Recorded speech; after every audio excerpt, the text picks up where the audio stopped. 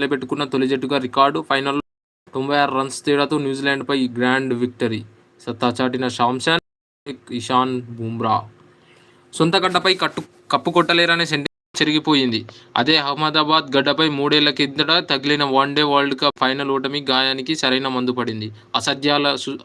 అసాధ్యాల సుసాధ్యం చేస్తూ ఇండియా మరోసారి విశ్వ విజేతగా అవతరించింది. ఆదివారం రాత్రి నరేంద్ర మోదీ స్టేడియంలో జరిగిన టీ20 వరల్డ్ కప్ ఆఖరాటలో సూర్యకుమార్ సేన సృష్టించిన విధ్వంసానికి న్యూజిలాండ్ వికలమైంది. 96 రన్స్ తేడాతో కివీస్ చిత్తుగా ఓడించిన ఇండియా వరుసగా రెండోసారి, ముచ్చటగా మూడోసారి టీ20 వరల్డ్ కప్ను ముద్దాడి సరికొత్త చరిత్ర లిఖించింది.